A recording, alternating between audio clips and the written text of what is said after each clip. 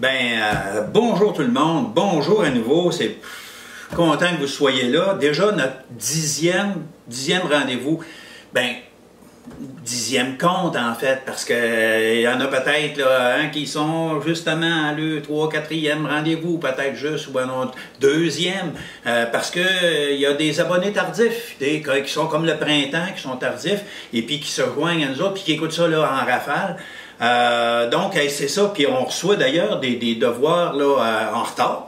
Mais même si vous envoyez votre devoir en retard, le devoir est accepté. Sauf que il n'y a pas de note qui va être donnée, mais je vais peut-être les noter. J'en reparlerai peut-être un peu plus tard, là, à d'autres occasions, faire une liste là, des patenteux dont on a entendu parler ou des personnes inspirantes, par exemple, qu'on a entendu parler.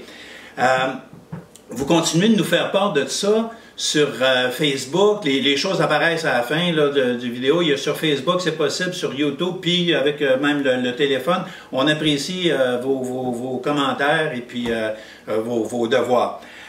Aujourd'hui, c'est les échos de vos premiers pas dans le rêve, dans le réseau des embellisseurs de vie engagés. Ça, là, c'est vos observations. Des observations que vous faites qui viennent vous donner là, un portrait actuel de votre bonheur de confiné. On s'entend que c'est un bonheur de confiné. Imaginez le bonheur de confiné quand il va pouvoir éclore. Hey, ça va être merveilleux, je suis certain. Donc, je vais y aller avec quelques-uns. Il y en a, rencontre Zoom avec des amis, puis ça m'a permis de rire ensemble. Ouais. Ça, c'est revenu à l'occasion. Un autre, tiens, m'asseoir tranquille, quelqu'un de la ville, écouter le silence particulier de la ville, puis lire dehors.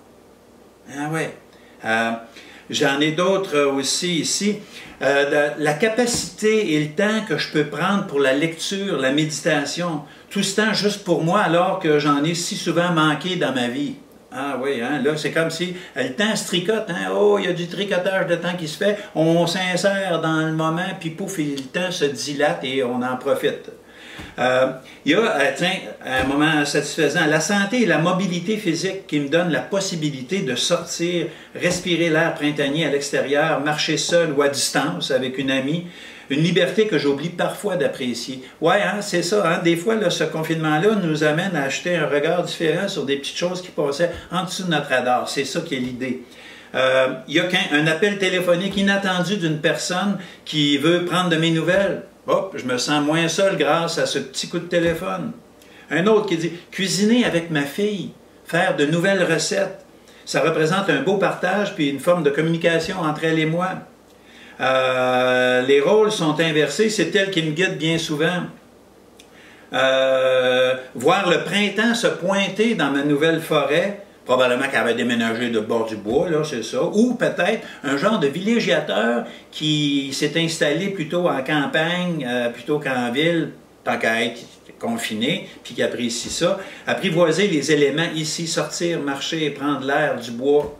Petit moment satisfaisant, on s'accorde du temps à la maison, en famille, où on décroche, on décroche notre téléphone et puis pad et tout, et juste pour se parler. Regardez, c'est ça l'idée. C'est ça l'idée.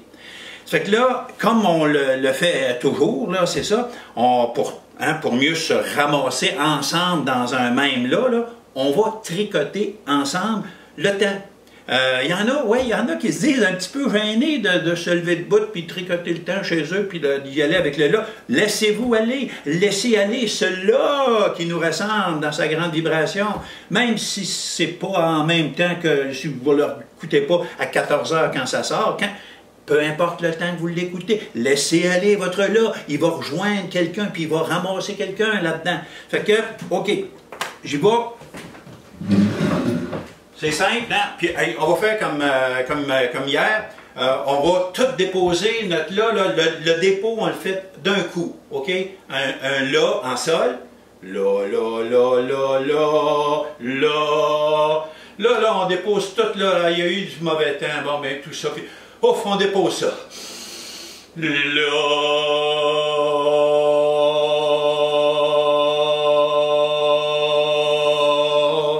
À cette heure que ce là est déposé, là, on embrasse le là qui nous anime chacun, notre petit là qui nous anime à nous, puis qui fait que, hop, oh, vous avez eu le goût de vous asseoir puis d'écouter ça.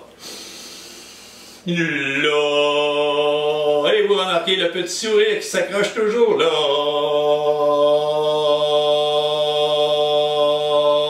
Là, encore une fois, le là de ceux qui sont autour de vous autres, vous savez, là, pis même s'ils ne sont pas physiquement autour, vous savez que oui, ils l'écoutent eux autres aussi. Peut-être pas en même temps, mais ils vont être dans ce là-là à un moment donné. On tricote le temps et l'espace.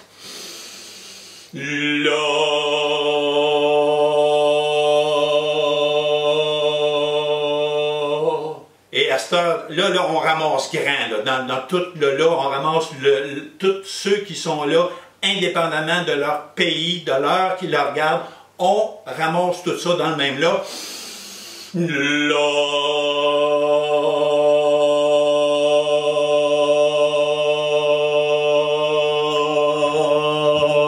Merci d'être là.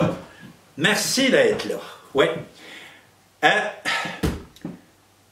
Aujourd'hui, je vais vous confier un moment bien particulier.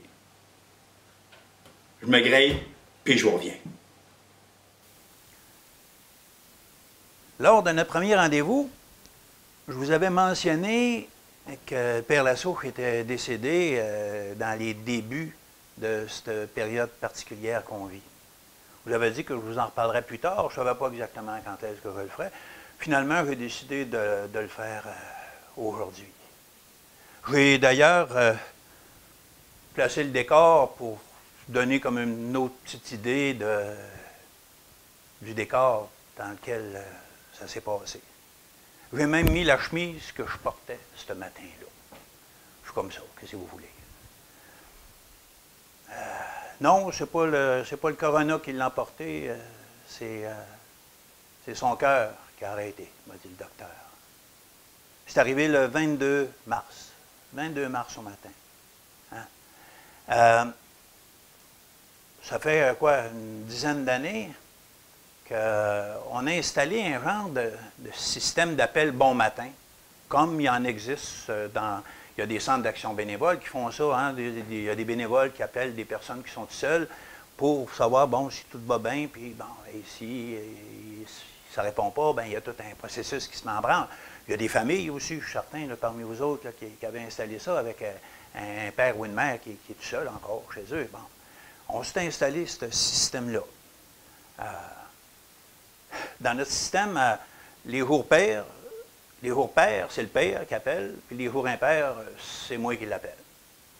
Le 21, on s'était parlé, je l'avais appelé, on s'était parlé, puis tout allait bien. Tout allait aussi bien qu'un vieux de 105 ans qui s'en va sur 106 peut aller, là.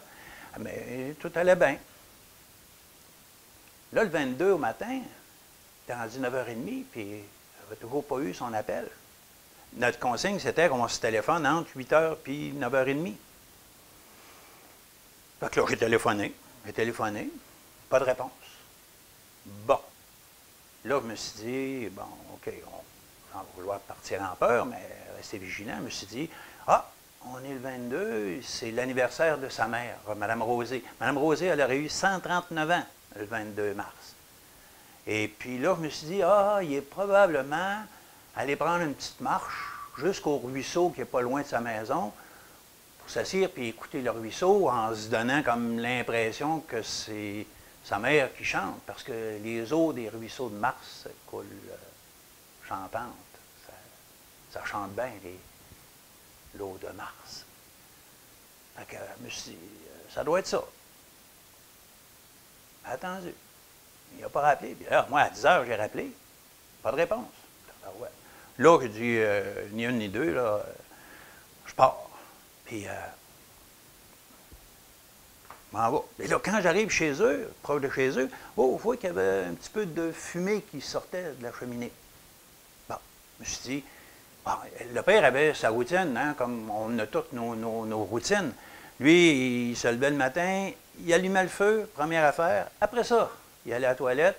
Après ça, il s'assisait avec sa tasse de bon thé.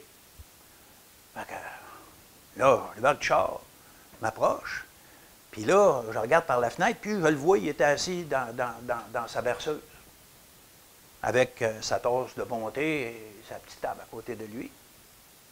Il avait l'air de dormir. Fait que, là, je rentre sans faire trop de bruit, je referme la porte, m'approche de la table. Je ne veux pas faire trop de bruit. Il faut dire que, je ne voulais pas le déranger, il faut dire que les bruits ambiants ne le dérangent pas tellement. Il est comme plusieurs, peut-être parmi vous autres aussi. C'est plus les bruits qui le dérangent le plus, c'est plus des acouphènes. Puis lui, il en avait des acouphènes, puis il disait, vous savez, M. Yvon, il dit, ouais, mes acouphènes, c'est comme le chant des cigales au mois d'août, quand il fait beau et chaud. Fait que, je les entends à l'année. Puis il dit toujours ça en souriant, puis il y avait ce petit sourire-là, sur la face. Fait que là, je le regarde.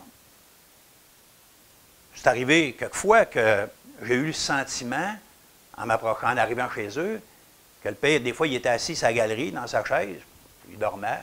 Là, je me disais, c'est arrivé quelquefois, j'ai pensé qu'il était mort, tu sais, là. Je me disais, ça peut arriver à un moment donné. Puis, c'est arrivé quelquefois que j'avais cette impression-là. Il était assis dans sa berceuse ou sa galerie. Fait que là, je m'assis à la table, je regarde. Mais là, je vois bien qu'il n'a pas de l'air de respirer. Fait que je me lève, je m'approche. Puis là, je lui prends la main. Elle était plus frette. Il y avait une main frette, là, mais là, c'était comme plus frette que d'habitude. Puis là, je vérifie son pouls. Il n'y avait pas de pouls. En tout cas, moi, je n'en sentais pas. Et là, je me suis dit, voyons, toi, ça se pourrait-tu? Ça se pourrait-tu que le père soit mort? Là, la face m'est venue, les yeux grands, puis probablement la face pleine d'incrédulité, puis il y avait son petit sourire sur la face qui venait juste nourrir mon incrédulité. Fait que là, j'ai lâché le poignet, puis là, j'ai juste pris sa main, comme ça, en me disant, en me faisant à l'idée que le père n'était plus là. Que le père Lassouche, que j'accompagnais depuis plus que 18 ans, était parti vers un autre ailleurs. Que le père Lassouche était mort. Là, j'ai pris le temps de bien sentir que sa main était frette, de bien voir qu'il ne respirait plus,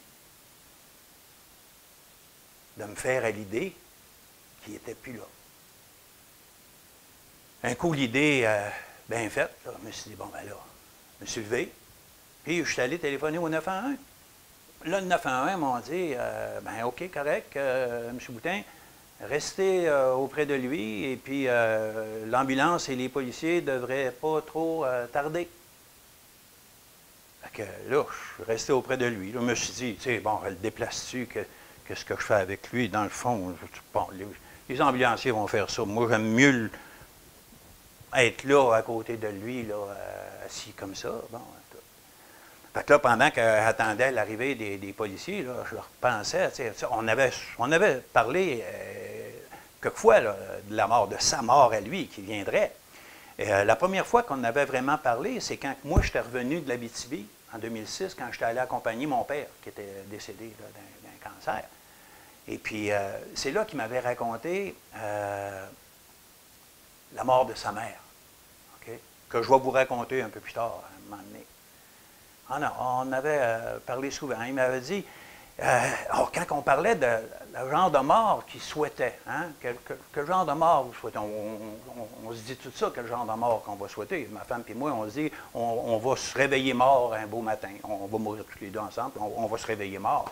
Lui, il disait, moi, M. Yvon, je ne veux pas mourir en dormant. Il ne voulait pas mourir en dormant comme bien parmi nous autres. Là. Non, non. Il dit, moi, il dit, je veux le sentir quand je vais mourir. Je veux être là quand je vais partir. Puis il dit, je veux mourir doucement, comme ma mère, en me répandant dans le paysage. Ben, toi, hein? Oh non, on avait parlé quelquefois. il m'avait dit une fois, il dit, vous savez, M. Yvon, quand on embarque dans la grande danse de la vie, portée par la musique de l'élan, on danse à quatre. Il dit, il y a notre mère, il y a notre père, il y a nous, puis notre mort, qui est là, une fidèle compagne. Il dit, habituellement, nos parents nous quittent, mais il dit, notre compagne nous reste là, fidèle. Il dit, moi, il dit, ces histoires d'une grande faucheuse qui se promène, puis qui... Non, non, il dit, il y a autant de petites faucheuses qu'il y a de vivants, M. Yvon. Hein? Il dit là, il dit, vous, là, il dit, vous dansez à quatre. Là, j'avais dit, ben, mon père et ma mère sont décédés, ça fait que je ne danse pas à quatre. Ben non, il dit, vous avez, il dit, votre loulou, vous. Ah, c'est vrai. Il dit, vu de même, c'est vrai. Mais là, il dit, on danse à trois. Eh bien non. Il dit, votre loulou aussi, elle a sa fidèle compagne. Fait qu'il dit, vous dansez à quatre. Il dit, vous avez chacun vos petites faucheuses. Puis là, ben, il dit, bien sûr, il dit, vous pouvez laisser vos faucheuses danser ensemble des fois, puis vous autres, savourer la vie. Mais il dit, vous dansez encore à quatre. Ah, ben oui, ben oui. Vu comme ça, ça a bien de l'allure. Ça a bien de l'allure. Puis là, écoute, tous les arrangements sont faits déjà depuis un bout. Son testament, sa crémation, son urne. Un urne qui a gossé. C'est lui-même qui a gossé son urne. Il a gossé ça dans une bûche de hêtre, en souvenir de la souche de hêtre où ce que son père l'a trouvé. Ça a fait 106 ans hier. Le père aurait eu 106 ans hier, le 22. 106 ans. Il ne l'a pas fait, son 106. Non, tout est... Puis sur son urne, il a sculpté, gossé des moments importants de sa vie. Ça fait que là, ben, son urne qui l'attendait depuis un bout va être récompensée de son attente. Ouais, ouais. Son urne va être récompensée de son attente. Il m'a même dit qu'est-ce qu'il voulait que je fasse avec cette urne-là. OK? Là, c'est sûr que là, je suis comme un peu comme plusieurs d'entre vous autres, là, qui ont perdu peut-être quelqu'un durant ce confinement-là. Là, j'attends de pouvoir récupérer les cendres, puis de les déposer dans l'urne, puis de procéder à ce que lui, il souhaitait faire. Oui, il me dit, c'est bon, je veux que vous alliez l'enterrer à l'étang du soleil levant, à l'endroit ou proche, ou en tout cas autour de où ce que la vieille souche est déjà allée avec lui, où ce que j'ai été trouvé. Il dit, j'aimerais ça que vous alliez enterrer ça là. Il m'avait donné la permission de garder des cendres aussi, si je le souhaitais. C'est ça que je vais faire. Je vais en garder, puis je vais aller mettre ça quelque part ici, sur mon terrain, puis ça va me faire une place où pouvoir aller me recueillir, aller me mettre en présence de lui, puis sentir la grandeur de son absence. Comme. Vivre l'absence de quelqu'un qui est mort, c'est pas comme toutes les autres absences. Hein? Vivre l'absence de quelqu'un qui est mort, c'est comme d'y donner une portion d'éternité à cette personne-là. C'est pas comme de s'ennuyer de quelqu'un, c'est pas comme de vivre un manque. Non, en tout cas, c'est pas comme ça que ça se passe. Non, vivre, c'est comme, ça peut être nourrissant de se permettre de vivre l'absence d'une personne. C'est comme si on se nourrit de l'esprit de cette personne-là. Ouais, ouais. Fait que c'est ça que je vais faire. Aussitôt que la terre sera dégelée puis que j'aurai récupéré les cendres, je ne sais pas quand, c'est ça. Hein? Fait que je sais bien qu'il y en a hein, parmi vous autres qui sont dans cette situation-là, puis vous attendez. J'ai comme pas, moi, de regret de ne pas avoir été là. Non, mourir tout seul, pour le père, c'était le scénario qui était le plus probable. Quand on avait parlé de la possibilité que ça arrive, c'était le scénario le plus probable qu'il soit tout seul, puis il était bien à l'aise avec cette idée-là. il était très à l'aise avec l'idée de mourir tout seul. Hein. J'aurais aimé ça, être là, mais je pense plus pour moi que pour lui. Il n'y avait pas besoin que je sois là. Hein. De toute façon, en vous racontant ça, j'ai l'impression de faire fleurir sa mémoire, de faire fleurir sa présence. Hein.